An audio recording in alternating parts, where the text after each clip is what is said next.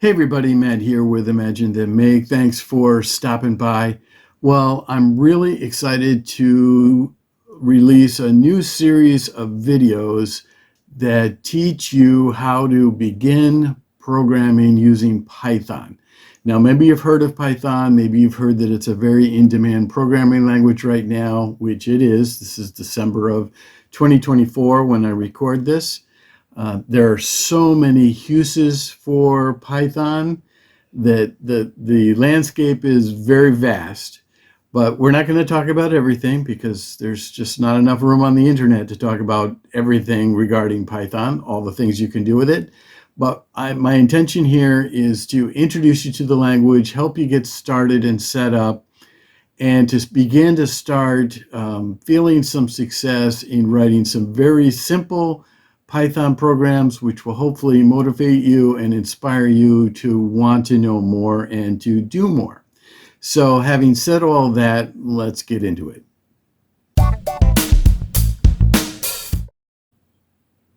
All right, we're sitting on the python.org homepage right here, and I thought I would be a little remiss, if not rushed, if we just glossed over this and didn't look around a little bit. So there is a lot of valuable information on here, especially if you're new to Python, that might be worth a few minutes of your time to take a look at. There are all these drop-down menus. There's about downloads. We're going to go here in a few minutes to actually download one of the stable releases of Python. We'll get to that in a few minutes. There's a documentation tab. Notice there's a beginner's guide, a developer's guide, an FAQ. There's a list of books, essays. Again, vast landscape for Python. Python is used all around the world, so there's communities of people doing all kinds of things with Python. So here's a way to kind of find out about the different communities that are involved, some success stories in various areas of interest. There's news and events. Okay, same sort of stuff is rehashed down here. Here's if you're interested in Python because you think maybe it'd be good to work as a Python developer at some point, or maybe use Python as it's added to some other application that a potential employer uses. And that's why you're interested in learning about Python, which is 100% valid. Maybe you might want to surf around here a little bit and see what kind of job opportunities there are, at least as of December of 2024. That's when I'm recording this. Here's the news and events that we saw up top. Success stories, same kind of thing. This is kind of an interesting panel. I said before that there's people using Python for all kinds of applications. One of them is web development, and here's a list of different packages that can be added to Python to expand its capability and give the developer the opportunity to do some web development type work. Here for GUI development, GUI is graphical user interface. So if you are interested, like I am, in building a graphical user interface for your Python applications, then you could use any of these packages. I think for me, I'm interested in starting with tkinter or tkinter. Not sure what the right way to pronounce it is, but I'm interested in getting to know this package a little bit and doing some playing around with it and developing some programs. For scientific work, there's these applications. I've heard pandas mentioned a lot in various videos and on the internet as I'm surfing around trying to learn and absorb as well. So I think this one's pretty popular. Software development, don't know anything about these. And system administration, again, don't really know anything about these. So once again, the landscape is vast. Scrolling down, there is a Python Software Foundation, as you can see here. So you can click on probably this one or this one, learn more to find out more about the foundation. Python is, I believe it is open source. I know it's totally free, so there's no charge for using Python or developing with it. So there may be some explanation in here if you want to understand a little bit more. And then down here, there's a whole bunch of links, some of which were repeated up above earlier, but some of these may really be worth a few minutes of your time just to kind of explore and round out your very general understanding at this point of Python. All right, we're here on the python.org homepage. We just took a little tour and took a quick glance around, and I encourage you to spend a few minutes at your leisure looking in detail a little bit more. Now, my first question for you is, which would help me in the development of this series of videos, is why are you interested in learning about Python? Do you have a particular goal in mind? Would you like to, I don't know, create a game that you've had an idea in your head about, which you got to kind of qualify that a little bit, because Python is not really designed to do a real fast-paced 3D graphic intensive game.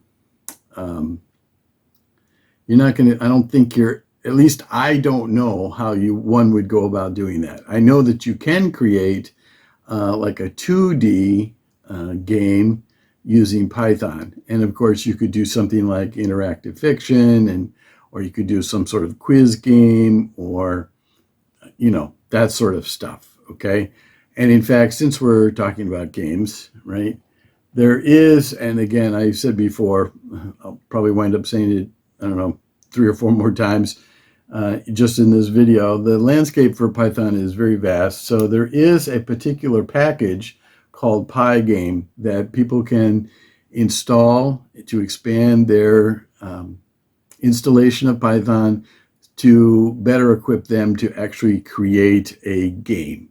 And there's a whole community of people all around the world that are using Pygame to create games. So if creating a game is why you're interested in Python, excuse me, then that's cool.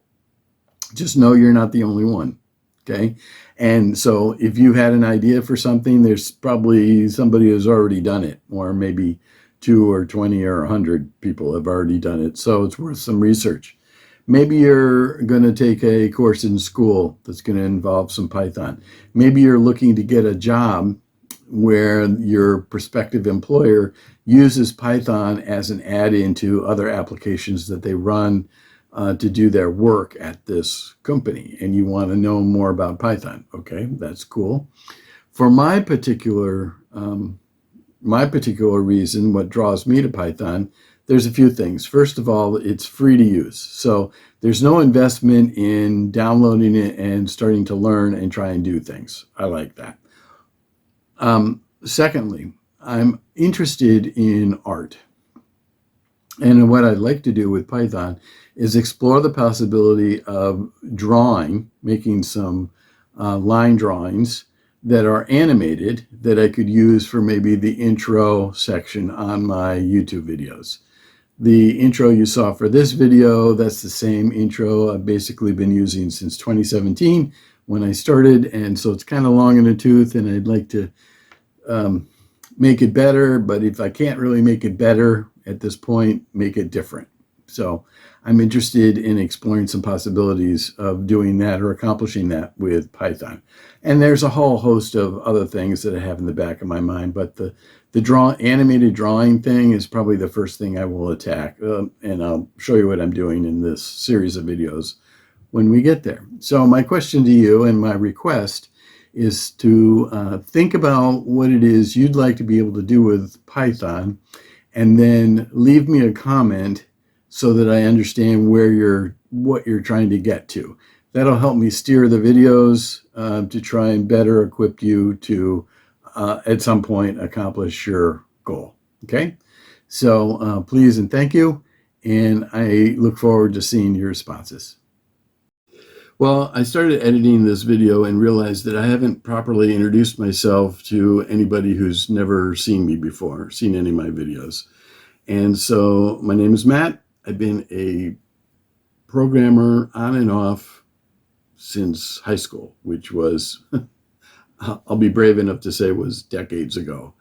Okay, way back in high school, we were very, very fortunate to have a computer in sort of a math lab, just a room attached to the main classroom where kids learned basic mathematics and some early learned how to write some very simple programs in a programming language called BASIC.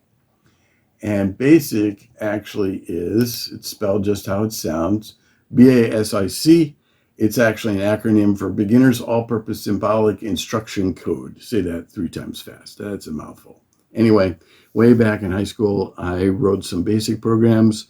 The pinnacle of my time in high school was writing a game, of all things, in BASIC on that high school computer, which incidentally, that computer looks nothing like what you would think of as a modern personal computer. Tablets weren't invented, smartphones weren't invented, the internet really even wasn't pervasive like it is today. So a lot has changed. However, the thing that has not changed is when I first completed that basic program, that first game, the exhilaration I felt because the program ran without errors. It took a while to get all the errors corrected, and it took me a while to organize the program so it would operate the way I wanted it to, the way I had envisioned it in my head. The exhilaration I felt was very real and palpable, and I can still feel it today. And that's from decades ago. So learning how to code has opened all sorts of doors for me, from starting with writing that game in high school and then moving on to various jobs in different manufacturing and industrial companies. I've written lots of programs for different needs and have found the process always very fun, very creative, and exhilarating when the thing actually works. So what I'd like to do is, I guess what I'm telling you is that I'm an experienced programmer, but I still remember when I started way back when, and I still remember the kinds of errors I made when writing programs. I still remember the struggle of trying to figure out, why is this error happening? I don't get it. I still remember all those things. So what I'm going to attempt to do with these videos on introducing you to Python and learning how to program in Python is I will have all those memories in the back of my mind, and I will try to answer questions that I would anticipate you would ask me if you're sitting in the same room while I'm recording the video. So in a more general sense, I typed in a question, reasons someone should learn how to code, even though I spelled wrong. And these 3 answers right here: improve analytical capabilities, improve analytical capabilities or abilities, coding improves problem solving, and also improves creativity. And I can relate to all 3 of these, and I can vouch for I can vouch for having my abilities been improved as a result of my experience while programming, solving different problems, getting machines to do what the customer needs them to do. So I can vouch for these. These really resonate with me. Regarding analytical abilities, boy, that one really struck me. This is December of 2024 when I'm recording this. And because I'm not young, been around for a while, this is a time when, in my opinion, at the risk of really stepping off the philosophical deep end here, we live in an age of disinformation and influencers who may or may not know what they're talking about. And I find that there are a lot of people, many of them younger than me, I could even maybe say most, younger than me, are really struggling to figure out how to separate fact from fiction. Well, when you learn how to code, okay, it improves your analytical capabilities. And if we ask the question, what is analytical thinking?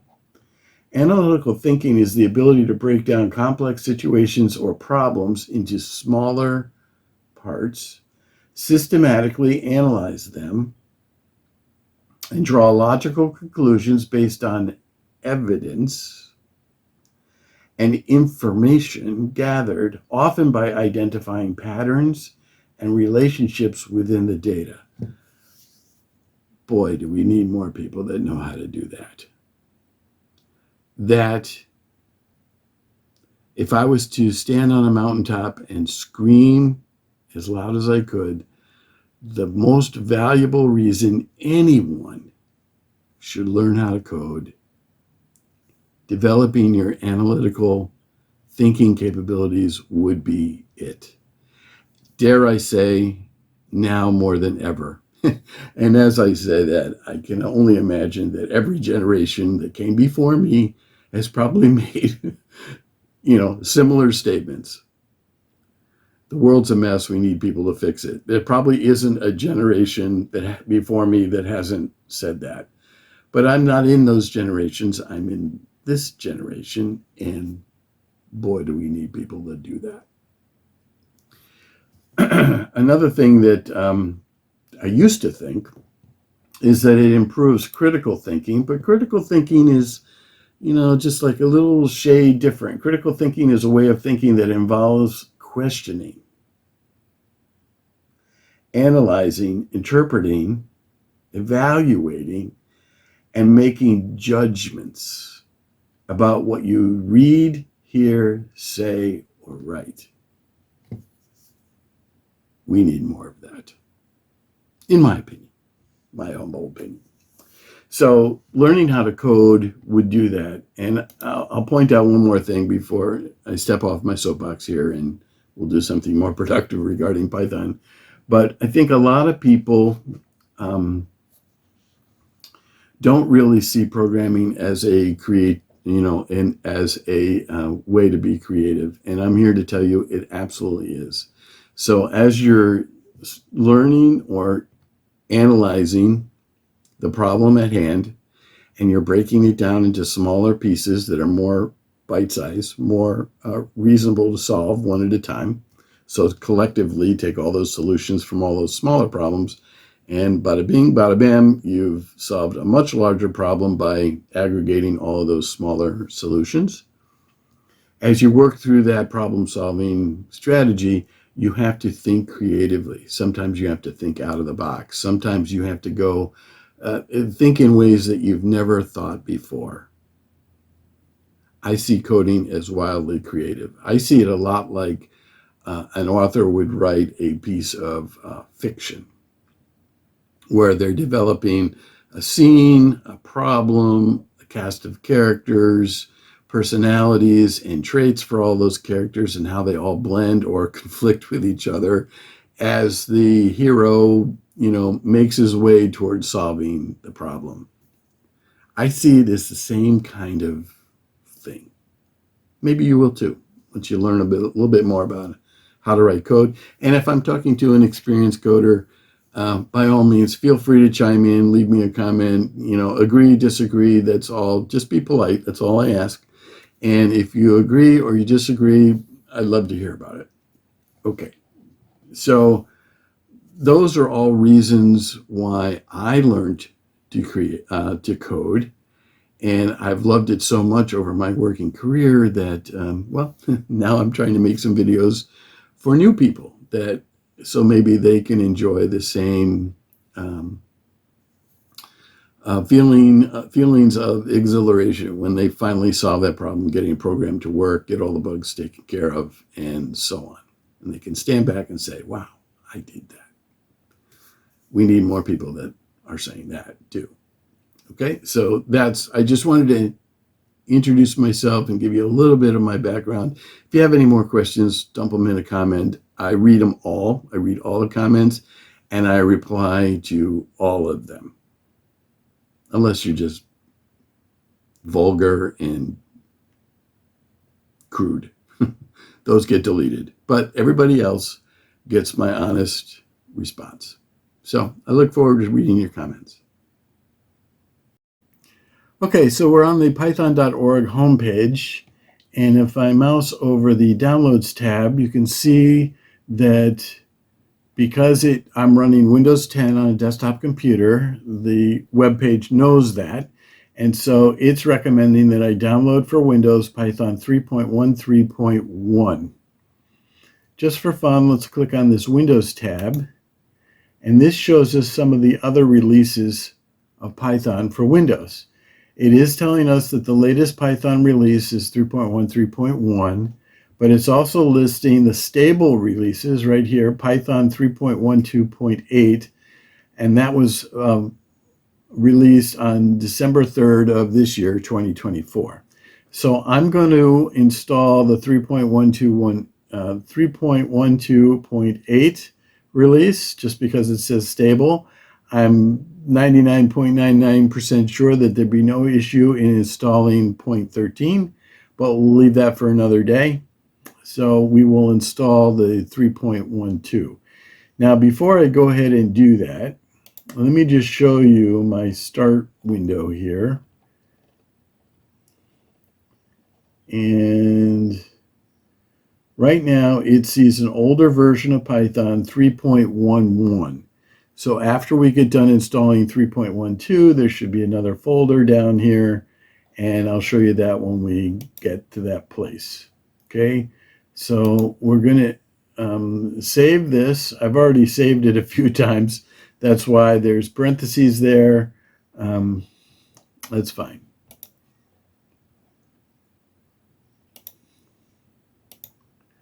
Okay, so I've actually did it here, and I did it here, and I did it here again. So let's just click on the first one, okay? And so I want to go over this for a second. This is the install Python 3.12.8 64-bit setup window, okay? So I could just click the install now, and most of the time that's all you want to do. Excuse me, but there are a couple of checkboxes down here that I want to go over. I should be able to install Python without needing any specific admin privileges because I'm the only user on this desktop computer, but just for fun, I'll check that box just to be sure. And I'm also going to check this box, add python.exe to path. Basically, what that means is that you'll be able to run any of your Python programs, no matter what folder they're stored in on your computer. Okay, so that'll be useful. If I click on Customize Installation, just to take another peek here, it shows a bunch of things that with checkboxes, and they're all selected. We are going to leave them all selected. So there's a bunch of things that are going to get installed, like documentation, pip, which is a tool that we could use sometime in the future, perhaps if we get that far, that allows us to install other Python packages to further expand the capability of Python. Remember, the landscape for Python is very vast, it's big. So one of the ways you can expand the power of Python is by downloading and installing a separate package. Okay. There's the Python test suite, which I told you I'm not really too sure about what that is, but we're going to install that. PyLauncher, so installs the global PY launcher to make it easier to start Python. That's fine. So if we go back, now we're just going to say install now. So now you can see what's actually installing. There's the test suite that I really don't know too much about yet. Documentation, I think there's TCL/TK support. That's for graphical user interfaces to your Python program, which, like I said before, I'm interested in learning more about.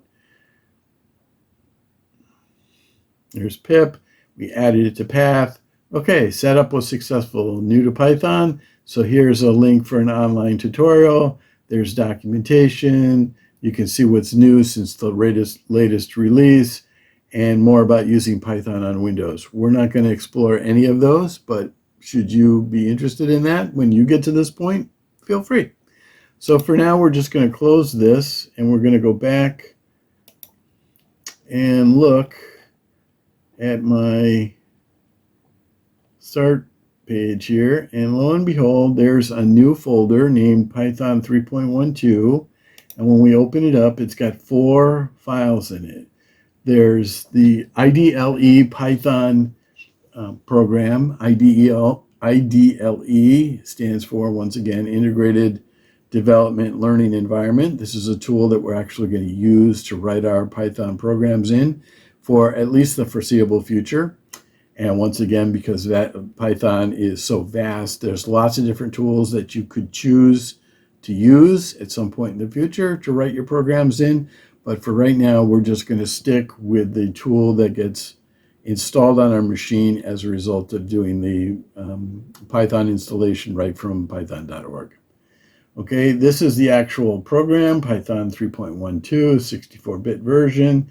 Here's the manuals for 3.12, and here's some module documentation for version 3.12. Okay, so we're going to take a look at a bunch of these as we get started. Okay, so at this point, we actually have it installed. Now we're going to start using it.